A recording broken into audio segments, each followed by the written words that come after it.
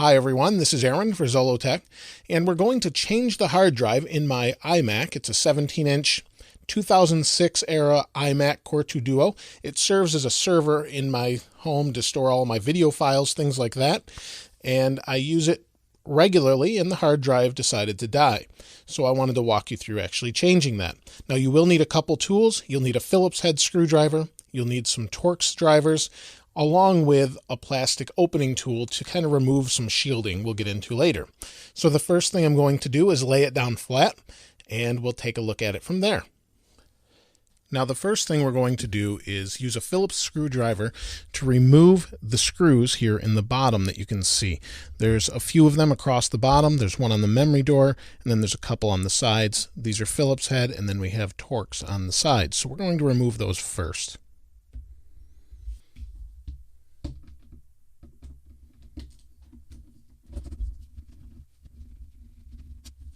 The memory plate comes out first. We'll set this aside and remove the memory as well. Sometimes it can get stuck. Remember, you need to have this unplugged before you do any of this.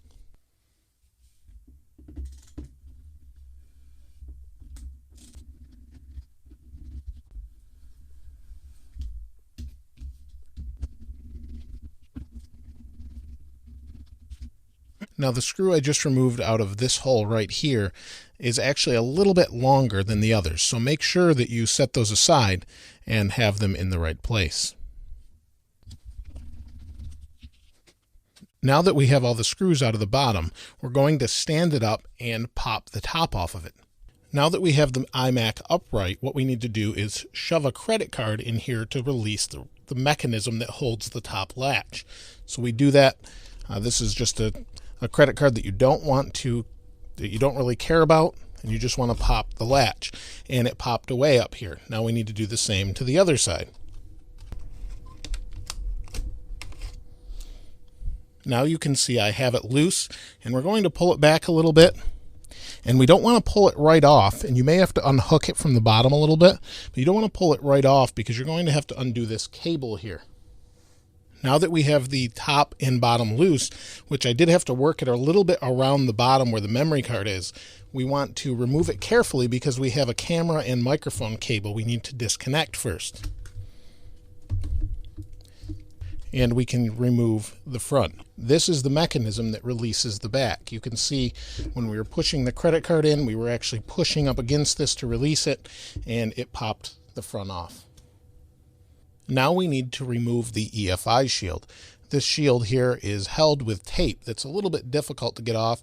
You can see there's a lot of dust in this old iMac, and that's where a tool like this comes in handy. We need to get underneath this and remove it, so I'll do that now.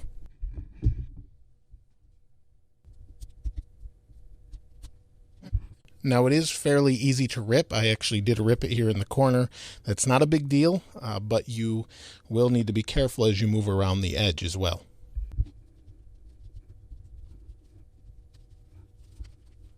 Now that we have the EFI shield released, you can see that there's some tape here or EFI shielding along the edges. We'll need to undo that before we can remove the display and get to the hard drive. But first we need to remove these two Torx screws here so that we can remove this cable and then remove the display.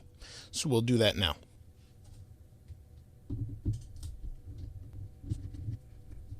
Now we can remove this just by simply pulling this tab, and we disconnected the display. Now we need to remove the shielding along the edge so that we can unscrew the display and remove it from where it sits.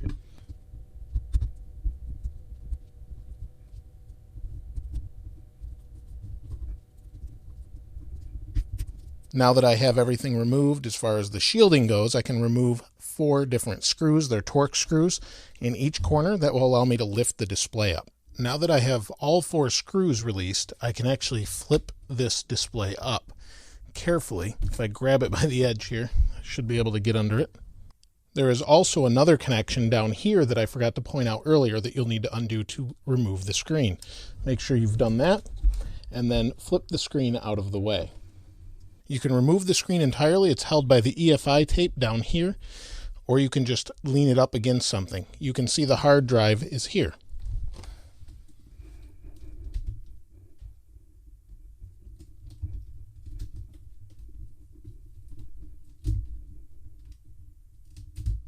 Now we have the screen or the display out of the way. What we need to do is remove the hard drive. Now you need to note that there's actually a temperature sensor on some of these hard drives like this one. We need to gently pry this up and place this on our new hard drive. Now you can see I've removed the temperature sensor here that I'll carry over to the new hard drive. I'm actually probably going to put an SSD in here instead.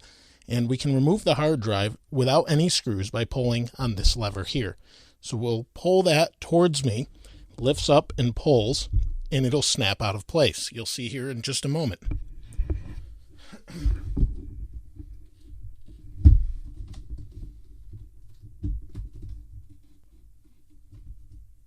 So what I had to do is push in and pull up, and then pull this out of place, and we'll undo the power and the SATA cable.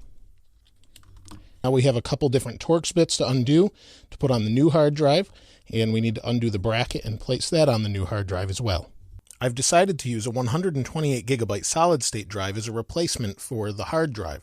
I have it preloaded, and since I don't have an expander bracket or a bracket that brings it from 2.5 to 3.5, I'm just going to stick it on here with some Velcro. It will hold just as well, and then we'll place our little temperature probe. Shouldn't be any problem whatsoever, and it should work much faster and much nicer.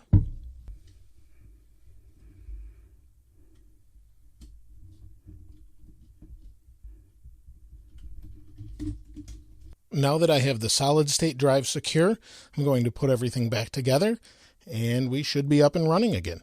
I've got everything securely put back in place.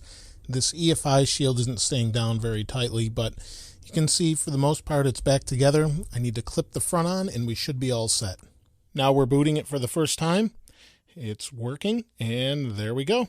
We're at the home screen here. So I'll get to using it, set up my server, and we should be all set. It's working well, and that's how you swap a hard drive. If you have any questions or comments, please place those in the comments below. As always, thanks for watching. This is Aaron. I'll see you next time.